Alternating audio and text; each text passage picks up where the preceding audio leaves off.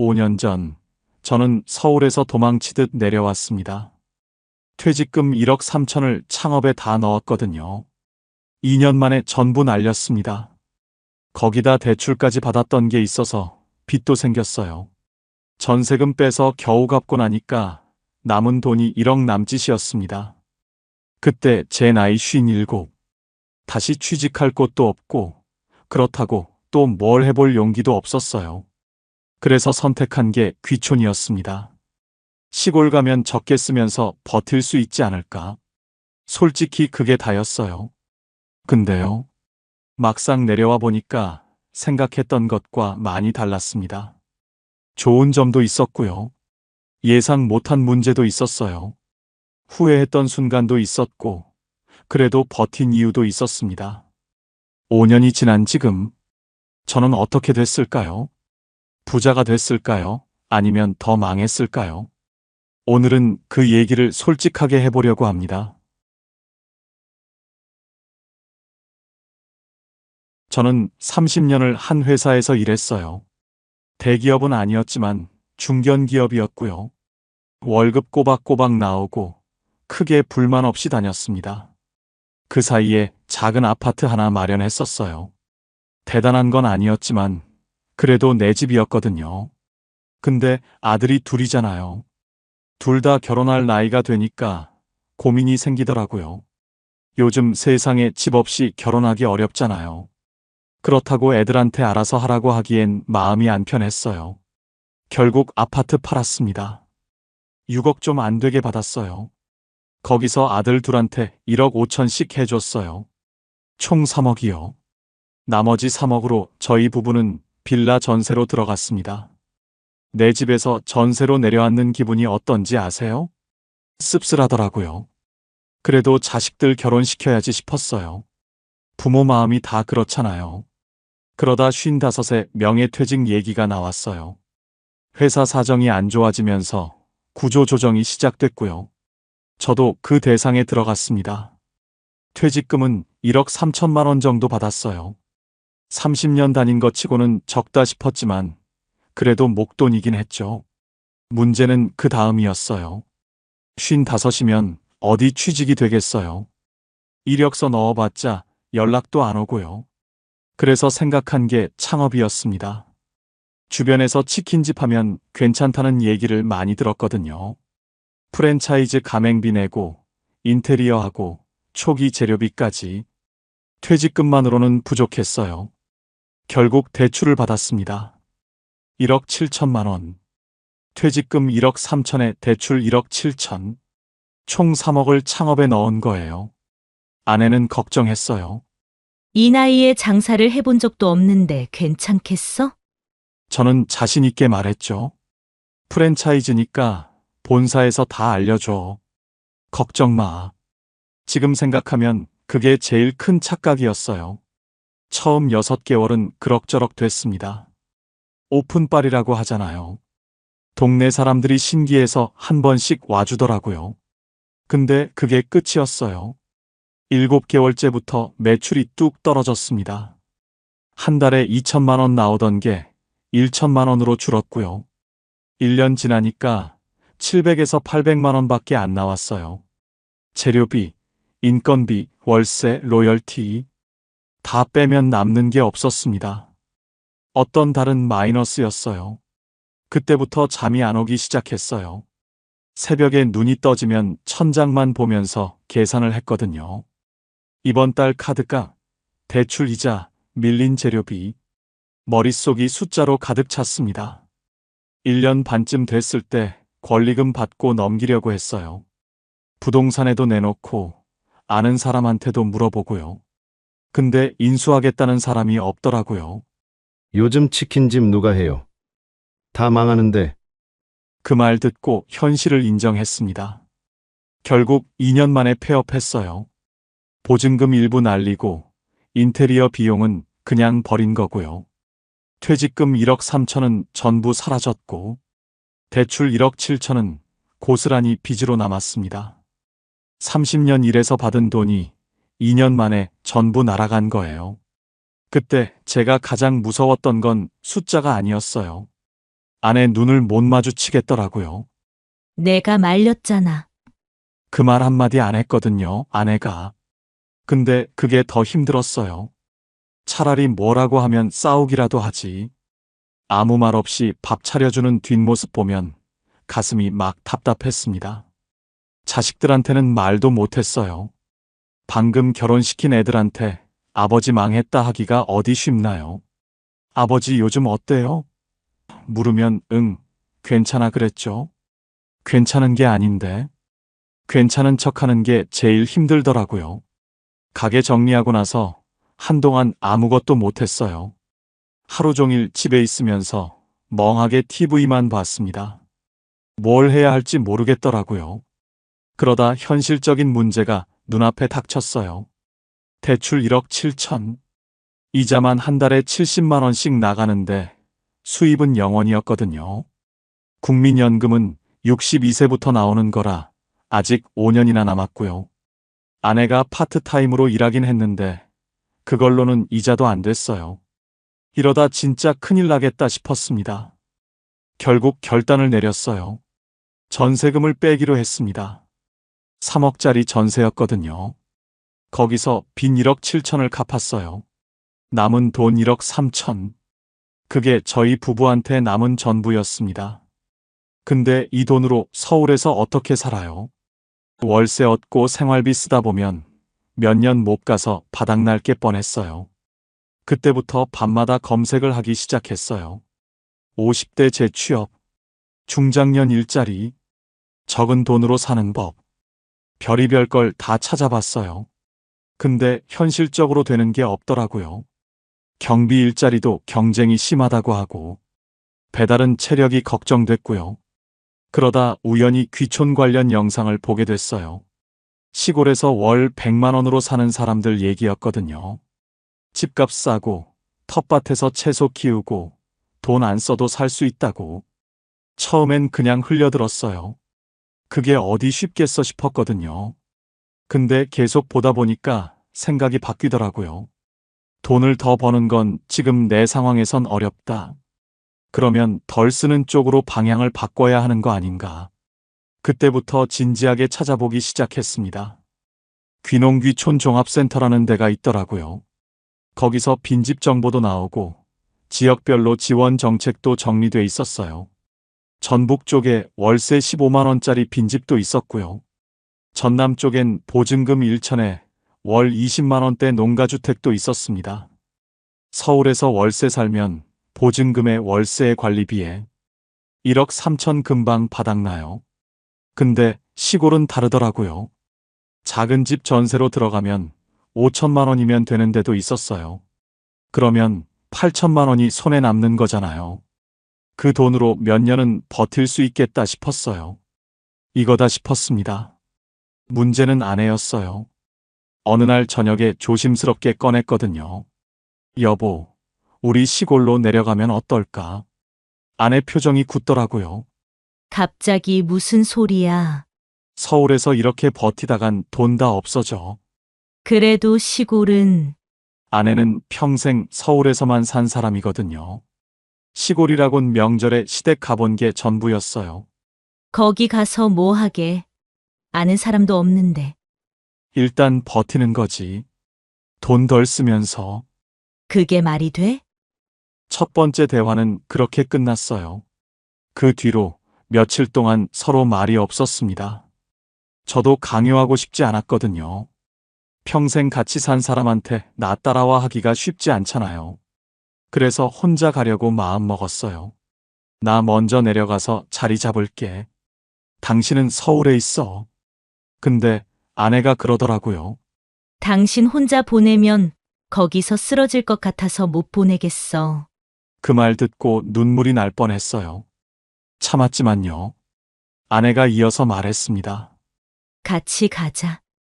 어차피 여기 있어도 답 없잖아. 그렇게 둘이 내려가기로 결정했어요. 솔직히 말하면 기대는 없었습니다. 잘 살아보자가 아니었거든요. 덜 망하자였어요. 화려하게 성공하겠다는 게 아니라 조용히 버티자는 거였습니다. 그게 저희 부부의 귀촌 이유였어요. 희망이 아니라 생존이었습니다. 저희가 내려간 곳은 전북 쪽 작은 마을이었어요. 인구 500명도 안 되는 동네였고요. 버스는 하루에 4번밖에 안 다녔습니다. 처음 도착했을 때 기억이 나요. 차에서 내리니까 공기가 다르더라고요. 서울처럼 매캐하지 않고 맑았어요. 아내가 심호흡을 하면서 그랬어요. 공기는 진짜 좋다. 저도 그때는 그렇게 생각했어요. 힘들겠지만 어떻게든 되겠지. 새 출발이라고 생각하자.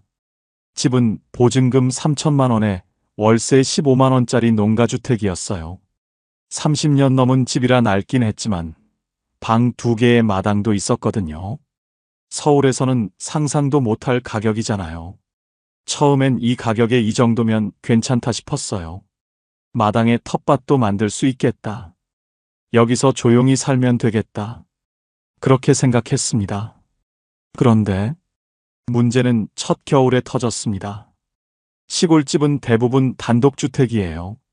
아파트처럼 중앙난방이 아니라 기름 보일러를 쓰거든요.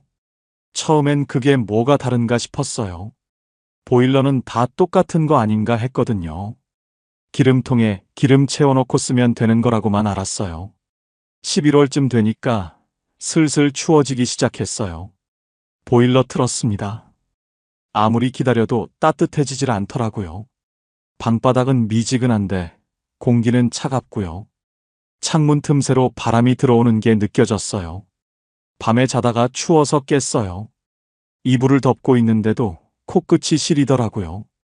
집이 오래되다 보니까 단열이 안 되는 거예요.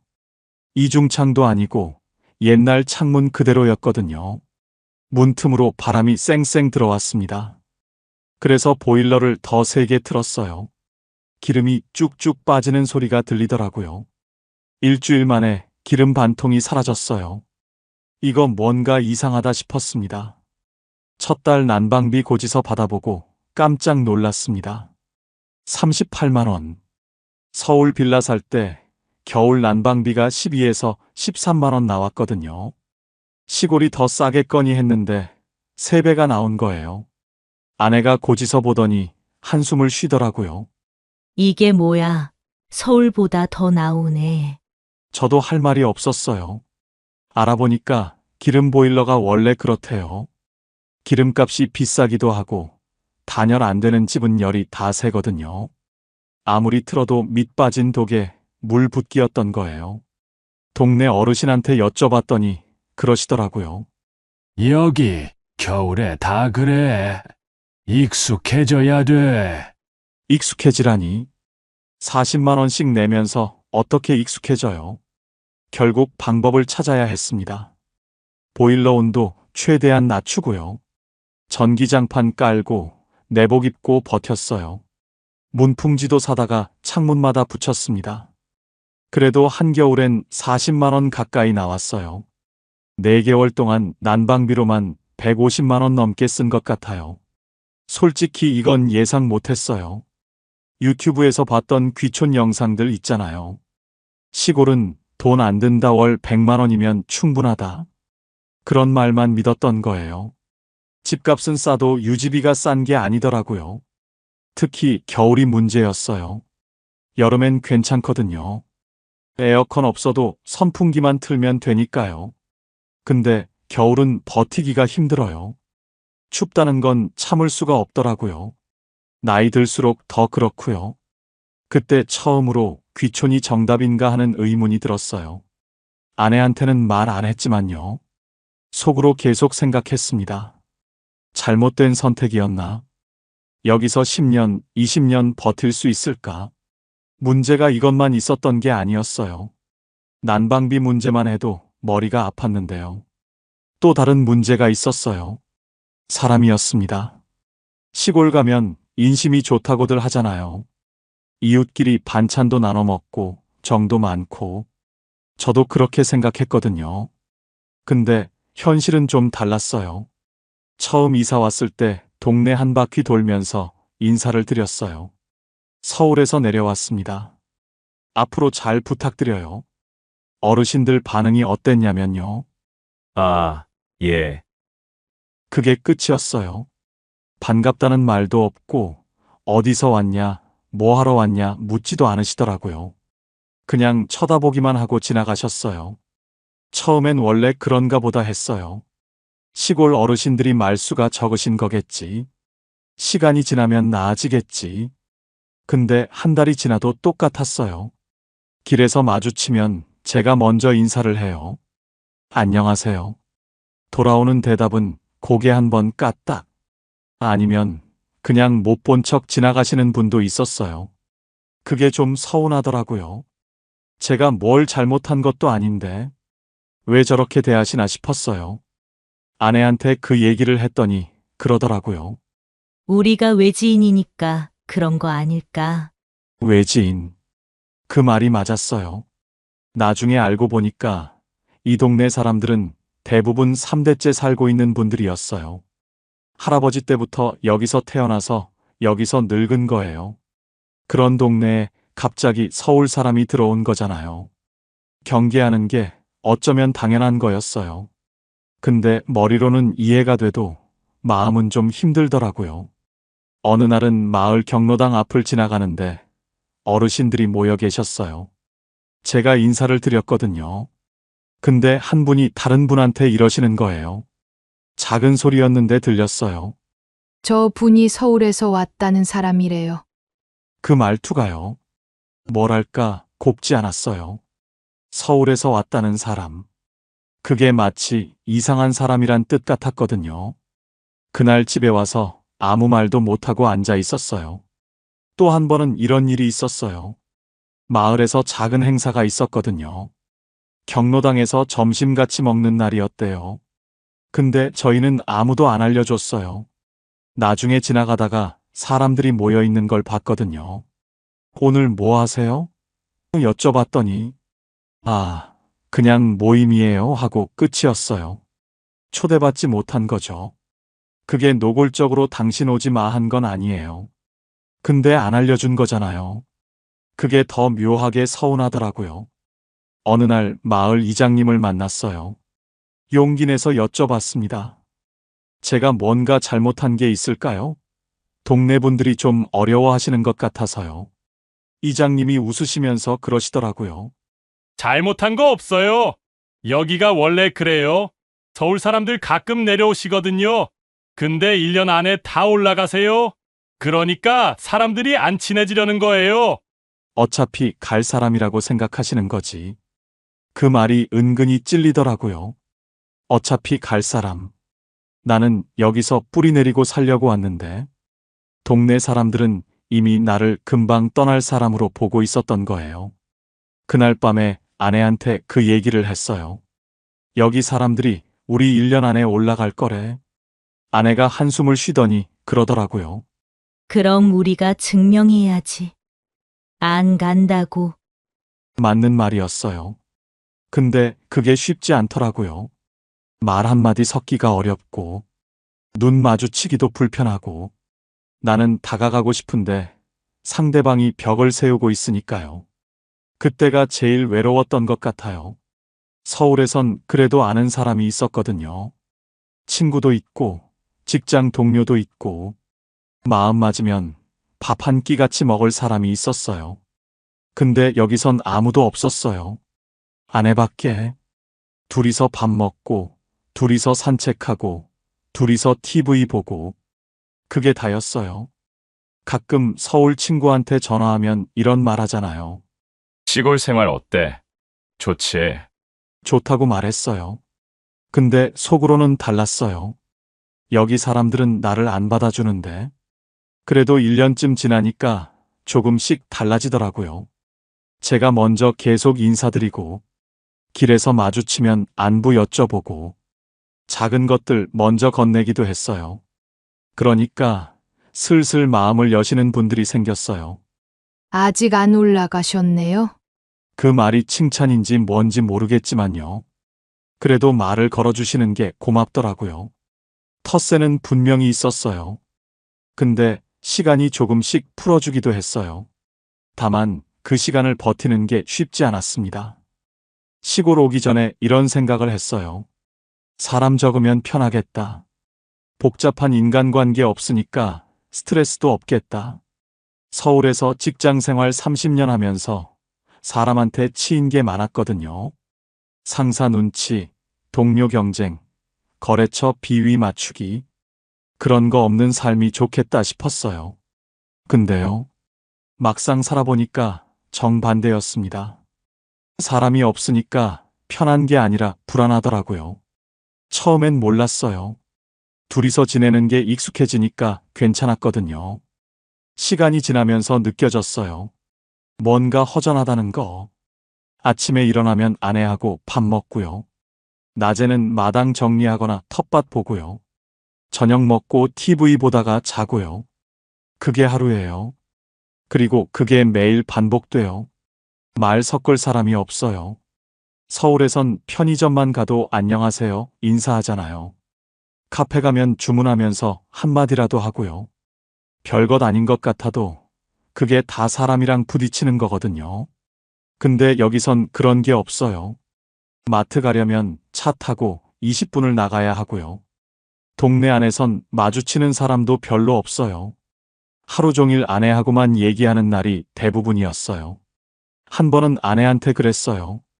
우리 오늘 밖에 나가서 사람 좀 보자. 아내가 웃더라고요. 사람 보러 어딜 가게.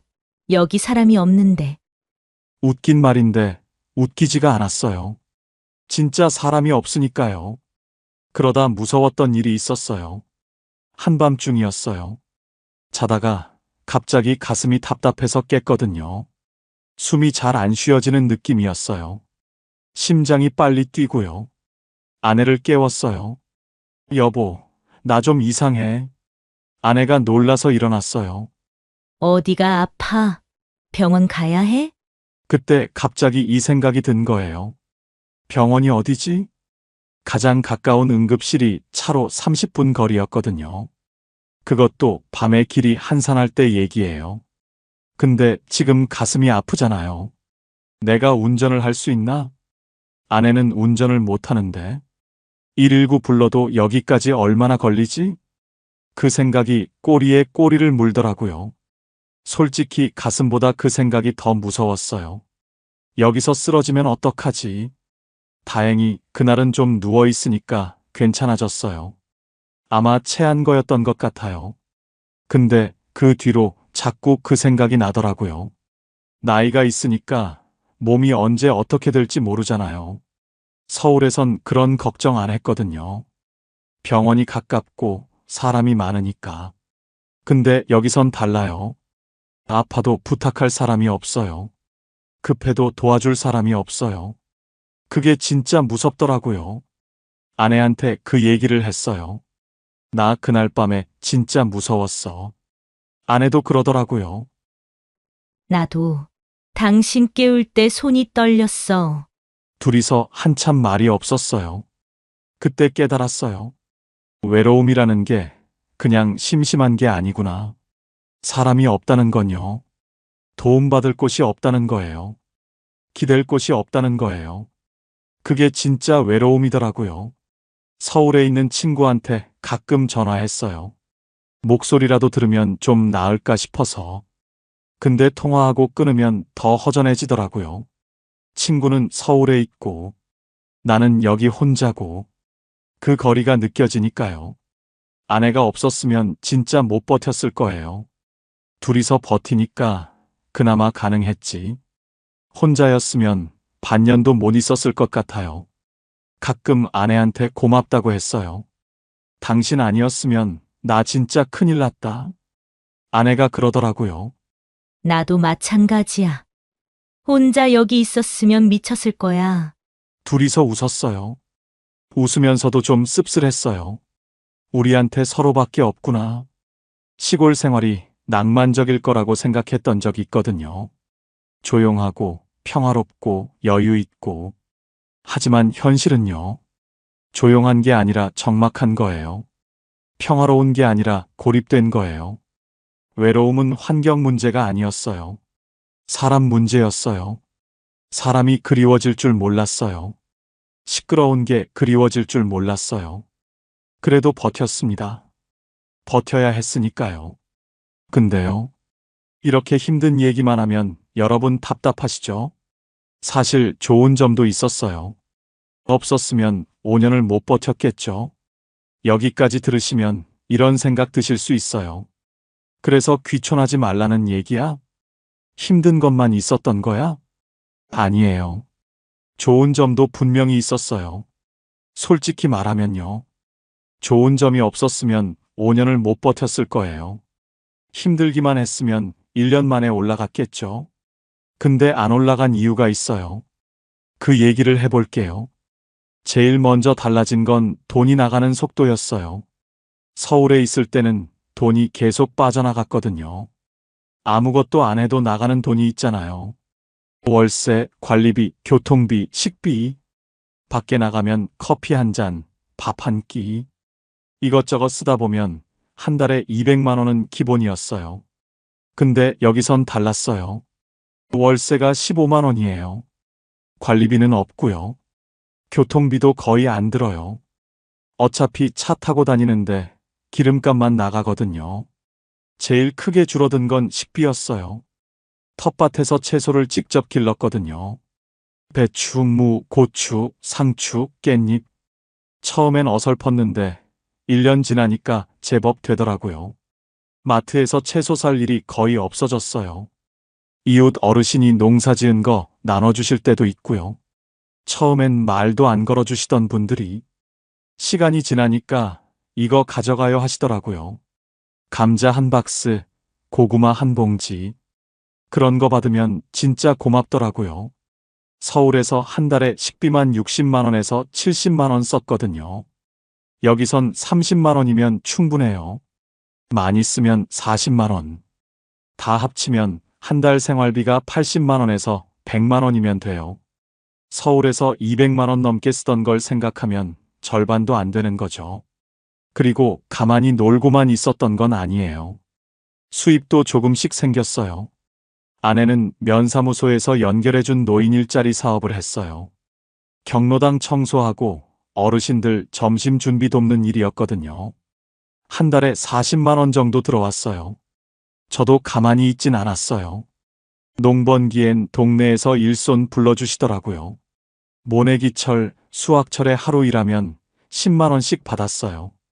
한 달에 열흘만 나가도 100만 원이 되거든요. 봄하고 가을에 바짝 벌어두면 꽤 됐어요. 대신 비농번기엔 일이 뜸해요. 그때는 마을 환경정비 같은 공공근로 나가서 30만 원에서 40만 원 정도 벌었고요.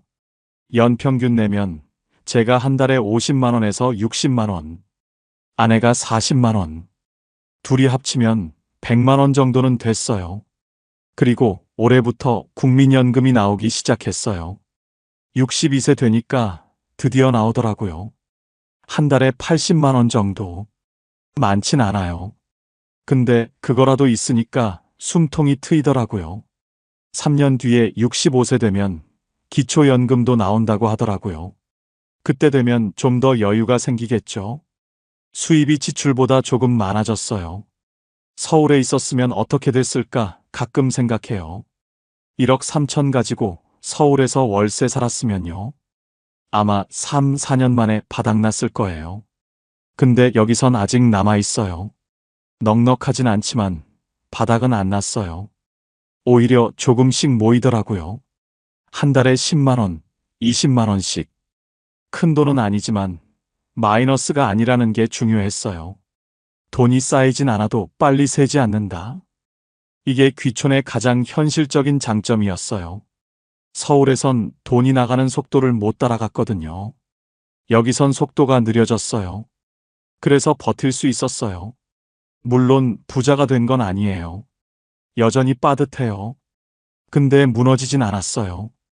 그게 제일 큰 차이였어요. 5년이라는 시간이 지났어요.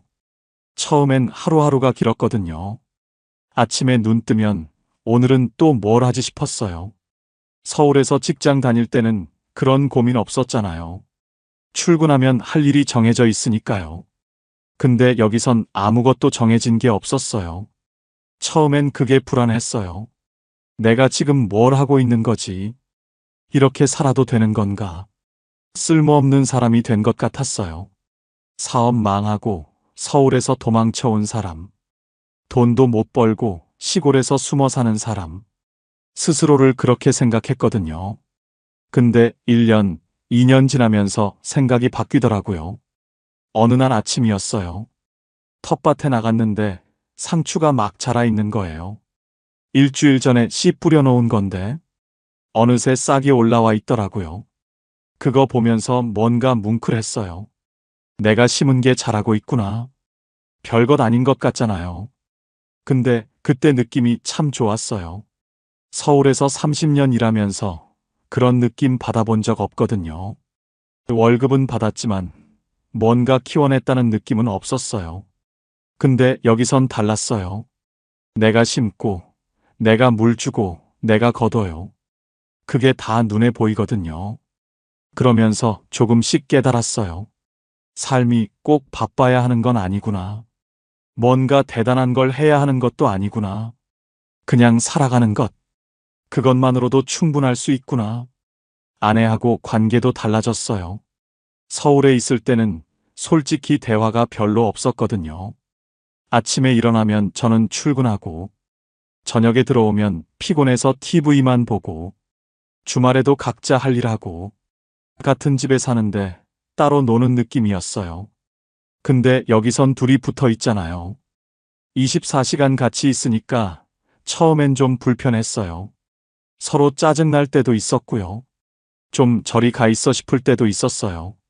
근데 그게 지나니까 대화가 늘더라고요. 아침에 같이 밥 먹으면서 얘기하고, 낮에 텃밭 같이 보면서 얘기하고, 저녁에 산책하면서 얘기하고, 별거 아닌 얘기들이에요. 오늘 날씨 좋다. 배추가 많이 컸네. 저녁에 뭐 먹을까? 근데 그런 대화가 쌓이니까 다르더라고요. 한 번은 아내가 그러더라고요. 우리 결혼하고 이렇게 많이 얘기한 적 없는 것 같아. 맞는 말이었어요. 30년 넘게 같이 살았는데, 여기 와서 5년 동안 나눈 대화가 더 많은 것 같아요. 아내가 또 그러더라고요. 여기 오니까 당신 얼굴이 좀 펴졌어. 제가 그랬대요. 서울에선 항상 얼굴이 굳어 있었대요. 인상을 쓰고 다녔대요. 근데 여기선 좀 풀어졌대요. 제가 느끼기엔 잘 모르겠는데, 아내 눈에는 그렇게 보였나 봐요. 또 하나 깨달은 게 있어요. 비교를 안 하게 되더라고요. 서울에 있을 때는 자꾸 비교하게 됐거든요. 친구 만나면 쟤는 집도 있고 연금도 많은데 나는 뭐지? 뉴스 보면 다들 잘 사는데 나만 왜 이러지? 그런 생각이 계속 들었어요. 근데 여기선 그런 게 없어요. 비교할 사람이 없거든요. 다들 비슷비슷하게 사니까요. 돈 많은 사람도 없고, 잘난 척하는 사람도 없고, 그냥 각자 살아가는 거예요. 그게 편하더라고요. 급하지 않은 삶, 비교 없는 삶, 눈치 안 봐도 되는 삶, 돈으로 살 수 없는 것들이에요. 가끔 서울 친구들이 전화해요. 너 거기서 뭐 하냐? 심심하지 않아? 심심할 때도 있어요. 근데 불행하진 않아요. 서울에 있을 때는 바빴는데 불행했거든요. 여기선 심심한데 괜찮아요. 뭐가 더 나은 건지는 모르겠어요. 사람마다 다를 테니까요. 근데 저한테는 이게 맞았어요. 5년 전에는 몰랐어요. 도망치듯 내려왔으니까요. 근데 지금은 알 것 같아요. 여기서 배운 게 있어요. 삶은 성공하거나 실패하는 게 아니라 그냥 이어가는 거라는 것. 멈추지 않으면 괜찮다는 것. 그걸 여기서 배웠어요. 5년이 지난 지금 저는 어떻게 됐을까요? 솔직하게 말씀드릴게요. 부자가 되진 않았어요. 빚이 다 사라지지도 않았고요. 아들한테 결혼 자금으로 준 3억. 그건 돌려받을 생각 없어요. 부모 마음이 그런 거잖아요. 근데 창업하면서 날린 퇴직금 1억 3천. 그건 다시 못 모았어요. 지금 통장에 있는 돈은 처음보다 조금 줄었어요. 그래도 바닥은 안 났어요. 서울에 있었으면 어땠을까요? 아마 지금쯤 돈 다 떨어졌을 거예요. 어디서 뭘 하고 있었을지 모르겠어요.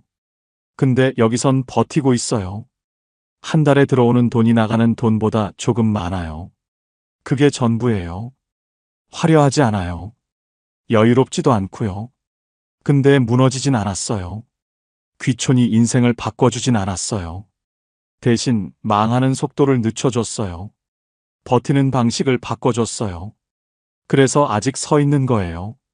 후회하냐고요? 솔직히 모르겠어요. 힘들었던 순간은 분명히 있었어요. 잘못된 선택이었나 싶은 밤도 있었고요. 근데 다시 그때로 돌아가도 같은 선택을 할 것 같아요. 다른 방법이 없었으니까요. 귀촌은 정답이 아니에요. 근데 오답도 아니에요.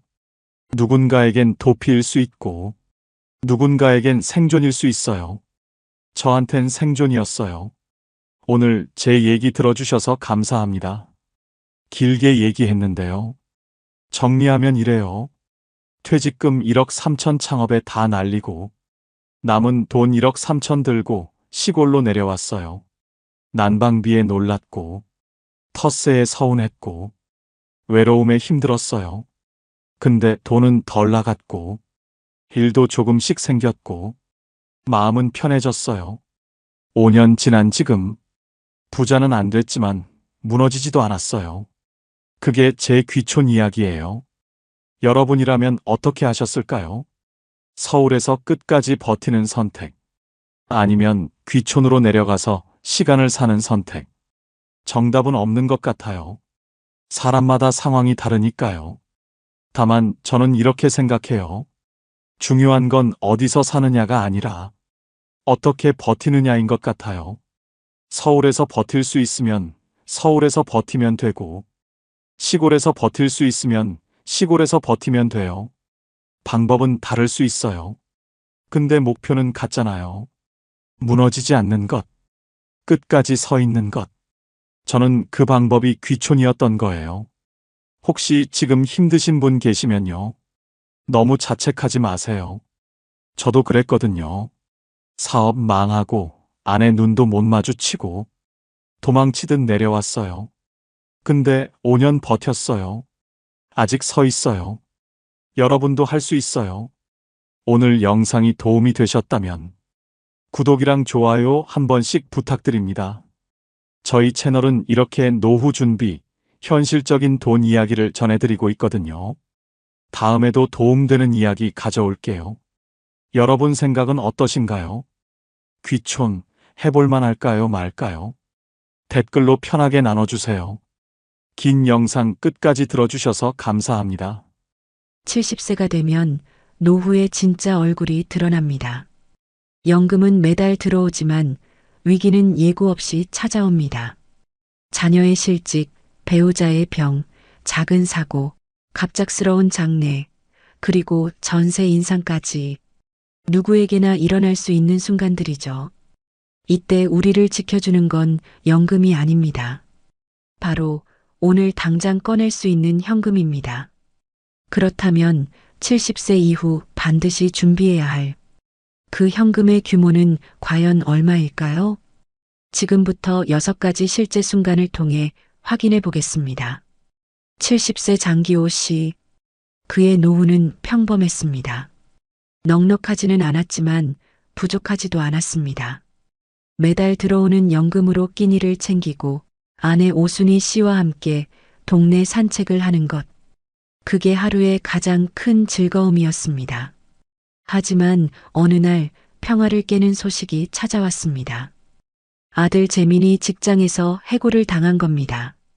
20년 넘게 다닌 회사였는데 구조조정이라는 한마디로 하루아침에 잘린 것이었습니다.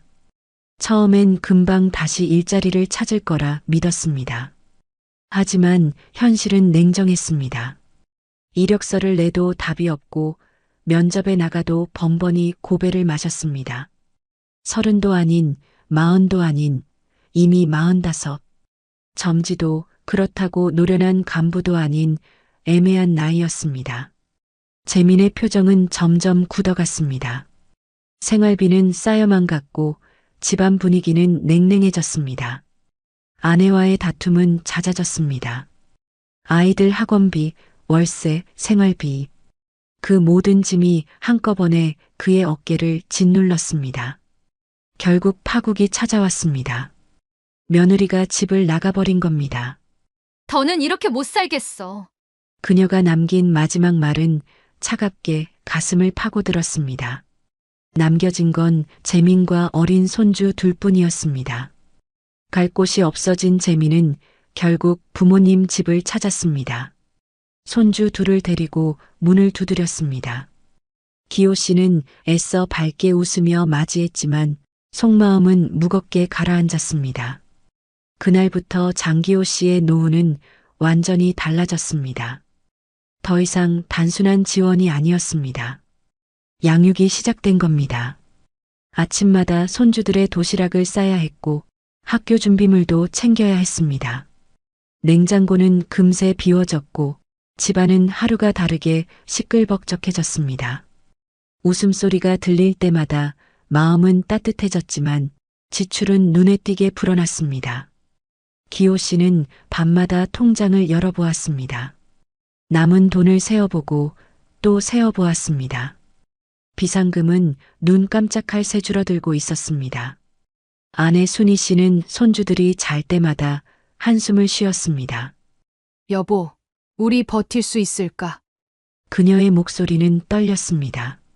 처음에는 석 달만 도와주면 될 거라 생각했습니다. 아들이 다시 자리 잡을 거라 믿었습니다. 하지만 석 달은 6달이 되었고 6달은 어느새 1년을 넘겼습니다. 재민의 재취업은 여전히 요원했고 기호 씨의 지갑은 점점 가벼워지고 있었습니다. 손주들을 바라볼 때마다 마음은 복잡했습니다.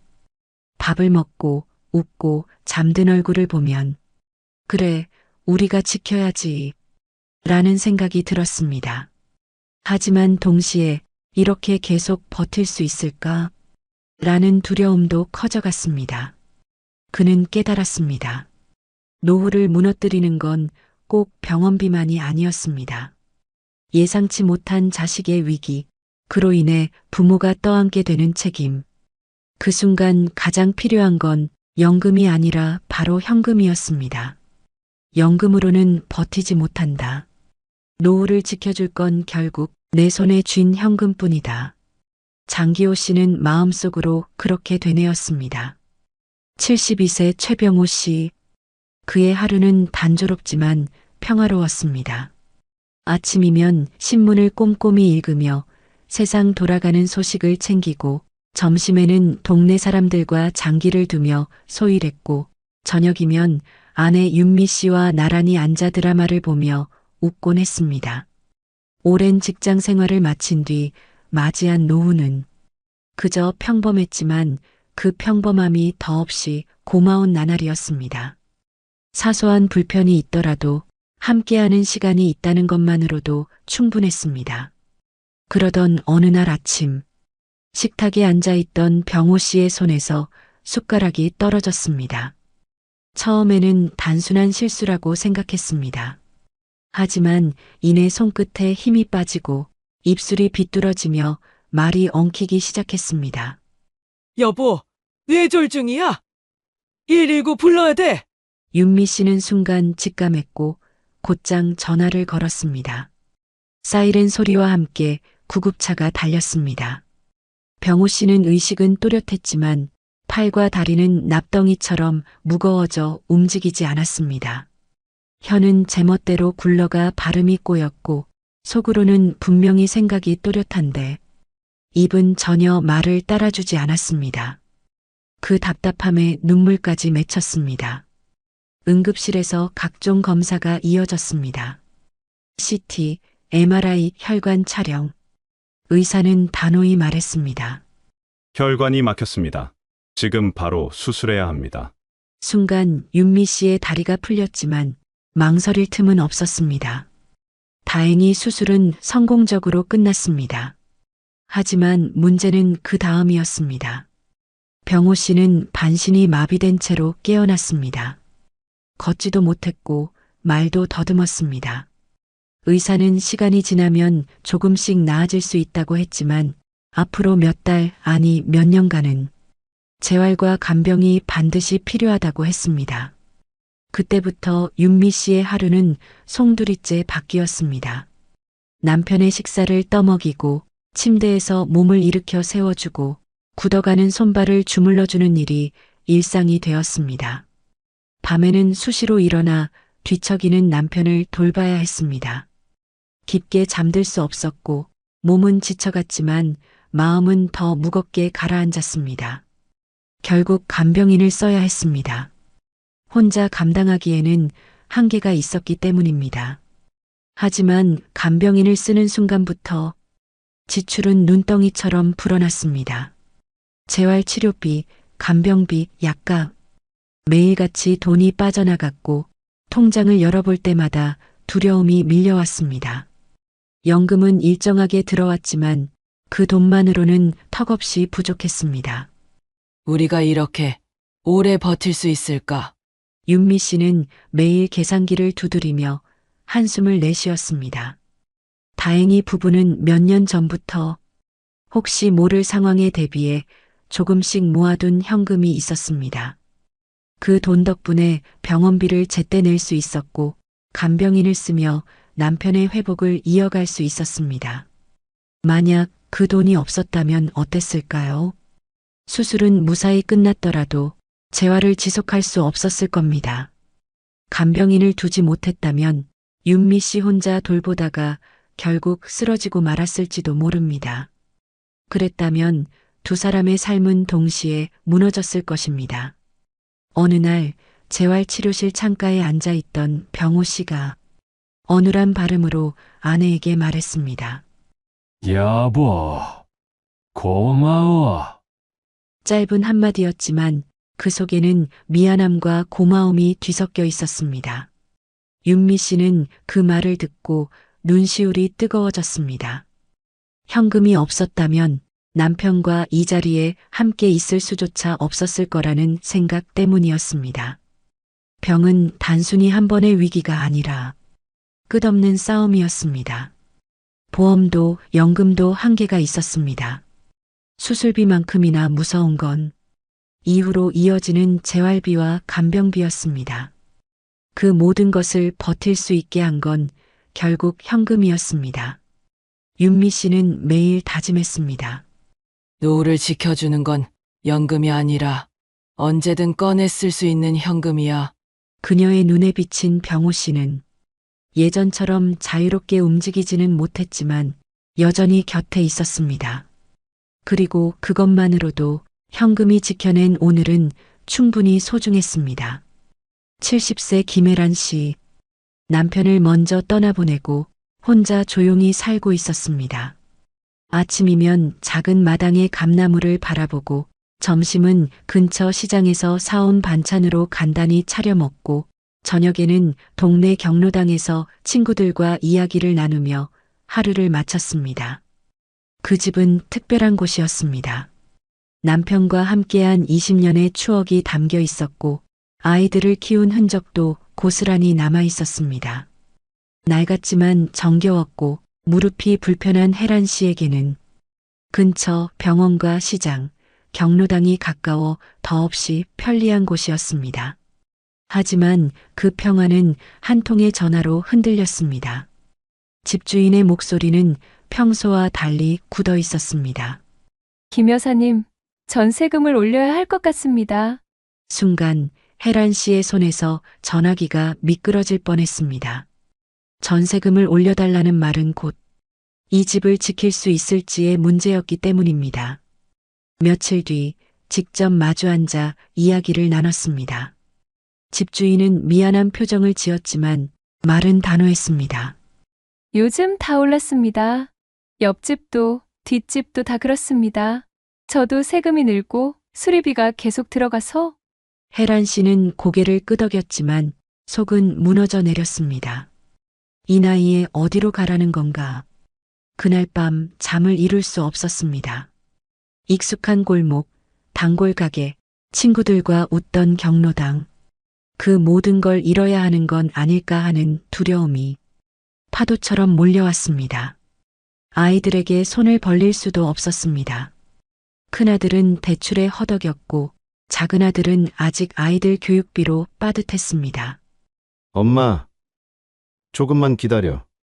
라는 말이 오히려 마음을 무겁게 했습니다.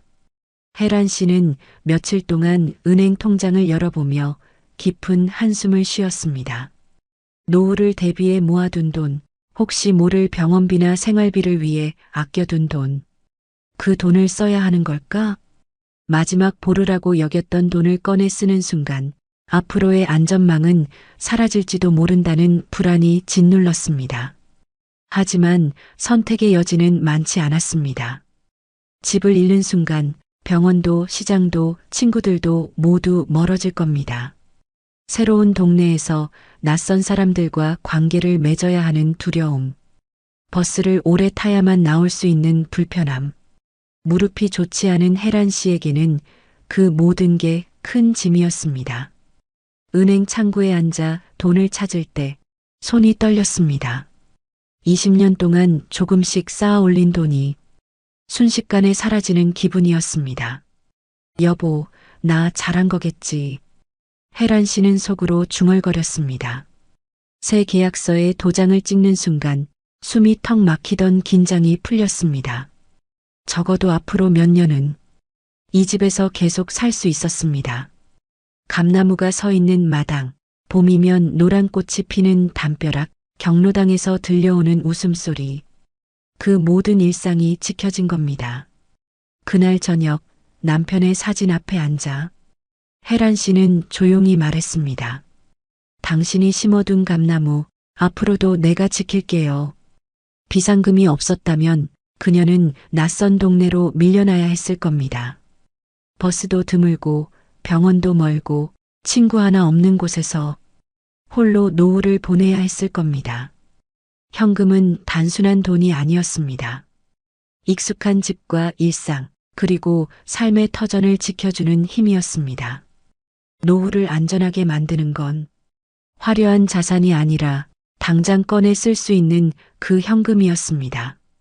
73세 임춘식 씨와 아내 김정임 씨의 노후는 소박했습니다. 큰 욕심 없이 매달 들어오는 연금과 조금씩 모아둔 적금으로 그럭저럭 살아가고 있었습니다. 아침이면 함께 동네 뒷산을 오르며 건강을 챙겼고 점심에는 된장국과 김치, 작은 생선 한 토막을 나누며 식사를 했습니다. 저녁에는 복지관 노래교실에 나가 젊은 시절 즐겨 부르던 노래를 함께 부르며 웃었습니다. 평범했지만 그 평범함이 더없이 고마운 날들이었습니다. 그 일상이 무너진 건 한겨울이었습니다. 눈이 소복이 쌓인 어느 날 보일러가 갑자기 멈춰버린 겁니다. 처음엔 잠시 꺼진 줄 알고 다시 켰지만 불은 들어오지 않았습니다. 찬바람이 스며드는 방 안에서 두 사람은 두꺼운 외투를 껴입고 서로를 바라봤습니다. 여보, 이 추위에 그냥 버티면 큰일 나겠어. 춘식 씨의 목소리에는 불안이 묻어났습니다. 정임 씨는 손을 비비며 고개를 끄덕였습니다. 급히 불러온 수리공은 말했습니다. 보일러가 너무 오래돼서 수리비가 더 나옵니다. 교체해야 합니다. 순간 두 사람의 가슴은 철렁 내려앉았습니다. 교체라니 그건 곧 수백만 원이 드는 큰 돈이었습니다. 연금으로는 생활비와 약값을 간신히 감당할 뿐 이런 예상치 못한 목돈에는 답이 없었습니다. 더 큰 문제는 시간이었습니다. 며칠을 버티다간 저체온증이나 폐렴 같은 위험이 찾아올 수 있었습니다. 나이가 든 두 사람에게 추위는 단순한 불편이 아니라 생명의 위협이었습니다. 정임 씨는 남편 몰래 부엌에서 눈물을 훔쳤습니다. 우리가 이 나이에 이런 일까지 겪어야 하나. 병원비도 아슬아슬한데 집에서조차 안전하지 못하다니 두려움이 몰려왔습니다. 그때 춘식 씨가 서랍 깊숙이 넣어둔 봉투를 떠올렸습니다. 몇 년 동안 아껴 모아둔 현금, 비상금이 있었습니다. 사람들이 요즘은 다 카드 쓰지, 현금은 필요 없다고 말할 때도 춘식 씨는 고집을 부렸습니다. 언제든 꺼내 쓸 수 있는 돈이 있어야 한다는 생각에서였습니다. 그 현금을 꺼내 들고 온 순간 두 사람의 얼굴에 안도감이 스쳤습니다. 며칠을 더 고민할 필요도 없었습니다. 보일러 교체 비용을 현금으로 지불했고 그날 저녁 다시 따뜻한 온기가 집안을 채웠습니다. 따뜻한 공기가 올라오는 방 안에서 정임 씨는 남편에게 조용히 말했습니다. 여보, 이 돈이 없었으면 우리 어쩔 뻔했어.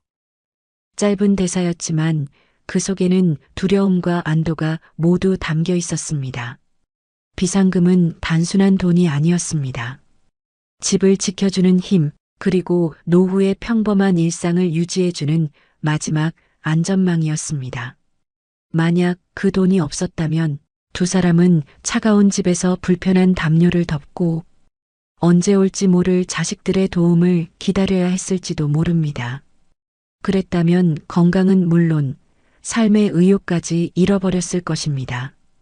현금이 있었기에 두 사람은 위기 앞에서 당당할 수 있었습니다. 카드로 결제하면 언젠가는 갚아야 할 빚이 되지만 현금은 지금 이 순간을 지켜주는 확실한 힘이었습니다. 춘식 씨는 그날 밤 창밖에 쌓이는 눈을 보며 생각했습니다. 늙어도 이렇게 버틸 수 있는 건 결국 현금 덕분이구나. 노후를 위협하는 건 거대한 사건만이 아니었습니다. 보일러 고장, 가전제품 교체, 갑작스러운 집수리. 누구에게나 일어날 수 있는 작은 사건이지만 그 순간을 지켜주는 건 결국 당장 꺼내 쓸 수 있는 돈이었습니다. 70세 윤정옥 씨. 아침 햇살이 들어오는 거실에 앉아 있는데도 집안은 텅 빈 듯 적막했습니다.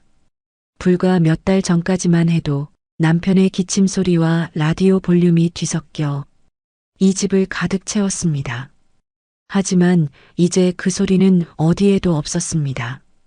남편 박준호 씨가 세상을 떠난 지 석 달. 정옥 씨는 여전히 그 사실을 받아들이기 힘들었습니다. 매일 저녁마다 밥상을 차리며 습관처럼 젓가락 2벌을 올리다가 다시 1벌을 치우며 눈시울을 붉혔습니다. 무엇보다 힘들었던 건 남편의 부재가 남긴 경제적 공백이었습니다. 준호 씨는 퇴직 후에도 틈틈이 일거리를 찾아 생활비를 보탰습니다. 매달 꾸준히 들어오던 작은 연금과 그가 벌어오던 돈은 정옥 씨의 삶을 지탱해주는 든든한 기둥이었습니다. 하지만 남편이 떠난 순간 그 기둥은 무너졌습니다. 정옥 씨에게 남은 건 자신 앞으로 들어오는 얼마 안 되는 연금뿐이었습니다. 전기세, 가스비, 관리비, 약값. 하루에도 몇 번씩 지갑을 열다 보면 돈은 물처럼 빠져나갔습니다. 이전에는 남편이 함께 나눴던 지출이었지만 이제는 혼자 감당해야 할 짐이 되었습니다. 집안 곳곳에는 여전히 남편의 흔적이 남아 있었지만 생활비의 빈자리는 냉정하게 그녀를 압박했습니다. 무엇보다 무서운 건 예상치 못한 순간이었습니다. 갑자기 보일러가 고장이 나거나 몸이 아파 병원에 가야 한다면 버틸 수 있을까 하는 두려움이었습니다. 여보, 당신 없이는 내가 못 살 것 같아. 정옥 씨는 남편의 사진 앞에서 중얼거리곤 했습니다. 하지만 울고만 있을 수는 없었습니다. 그녀는 서랍 깊숙이 넣어둔 작은 통장을 떠올렸습니다. 준호 씨와 함께 30년 가까이 모아둔 비상금, 매달 조금씩 아껴 모은 돈이 그녀의 노후를 지켜줄 마지막 희망이었습니다. 그 돈이 있었기에 정옥 씨는 당장 집을 지킬 수 있었습니다. 관리비 고지서가 와도 약국에서 약을 지어와도 당장 쓸 수 있는 현금이 있었기에 버틸 수 있었습니다. 만약 그 돈이 없었다면 어땠을까요? 아이들에게 손을 벌려야 했을지도 모릅니다. 하지만 자식들은 이미 각자의 삶으로 벅찼습니다. 큰딸은 손주 교육비에 허덕였고 작은아들은 사업이 어려워 늘 빠듯했습니다. 그래서 정옥 씨는 다짐했습니다. 내 삶은 내가 지켜야 한다. 비상금은 단순히 돈이 아니었습니다. 남편이 살아있을 때부터 혹시 모를 그날을 대비해 두 사람의 손으로 모아온 마지막 약속 같은 것이었습니다. 그날 저녁 정옥 씨는 오래된 사진첩을 꺼내 들었습니다. 젊은 시절 남편과 함께 웃고 있는 사진을 바라보며 눈물이 흘렀습니다. 여보, 당신이 남긴 건 돈이 아니라 내가 버틸 수 있는 힘이야. 남편의 죽음은 사랑하는 이를 잃은 슬픔만이 아니었습니다. 그와 함께 사라진 생활비, 그 공백을 채울 수 있는 건 결국 현금뿐이었습니다.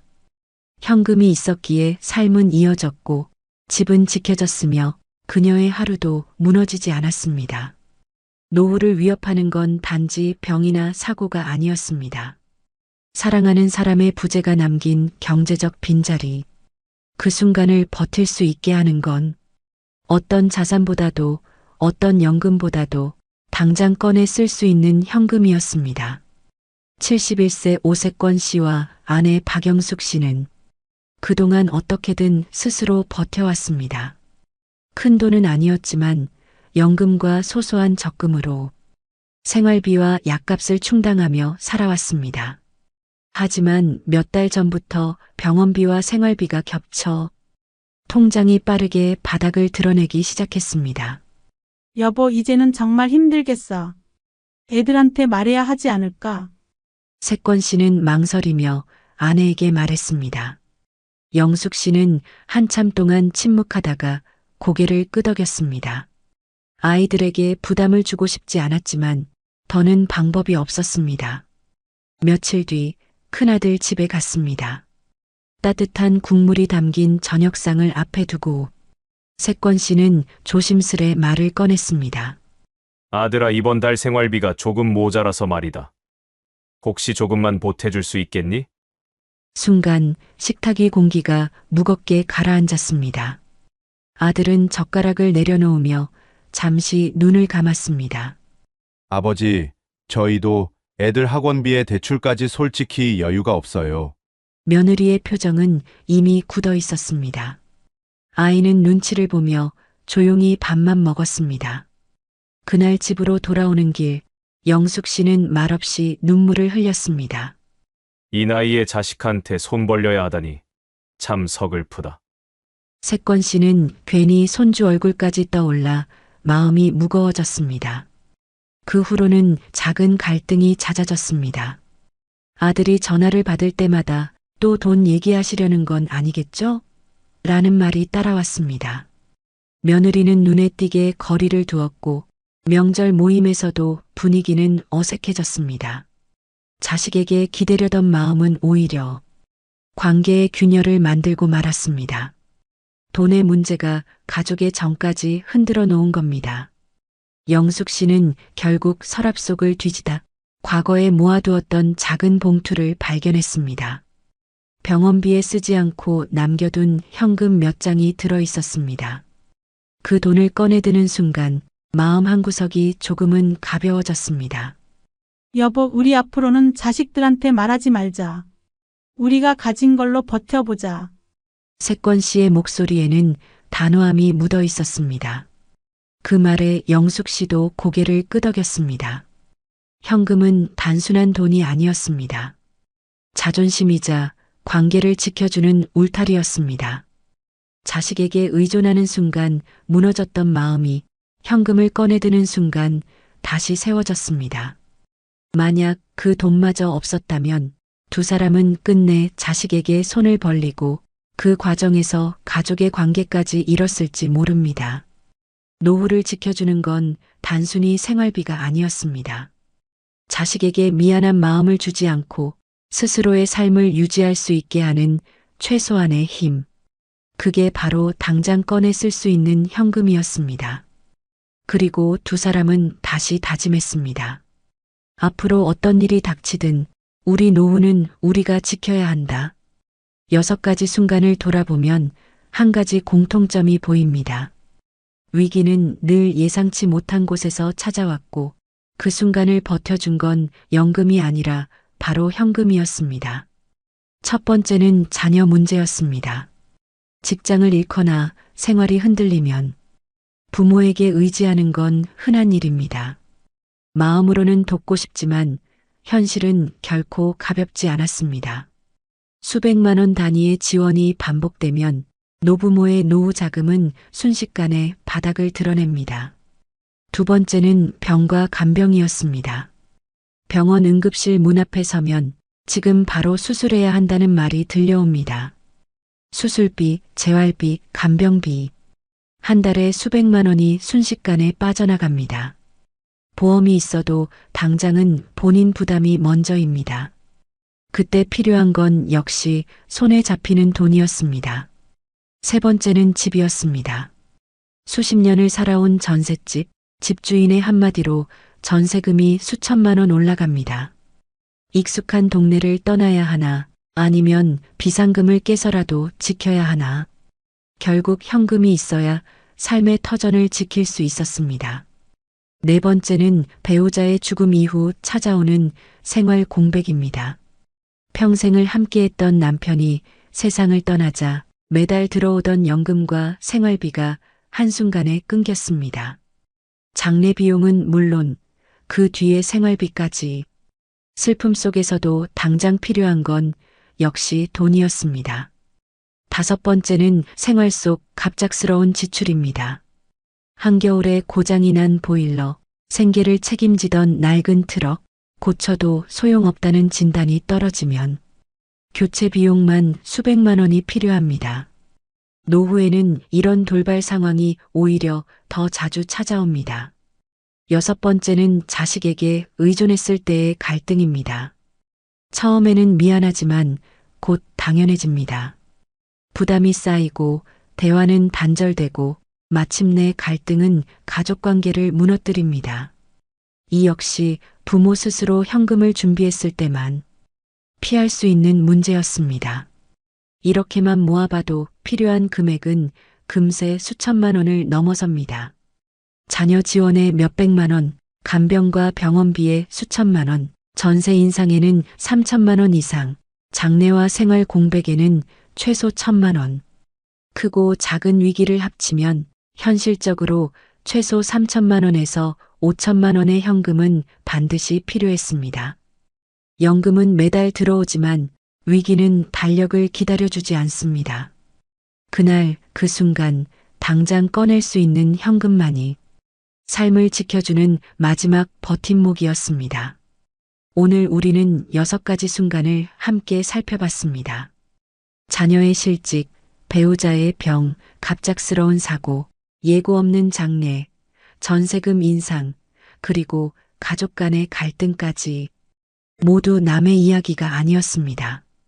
누구에게나 닥칠 수 있고 실제로 많은 이들이 이미 겪고 있는 현실입니다. 연금은 다음 달에 들어오지만 위기는 오늘 찾아옵니다.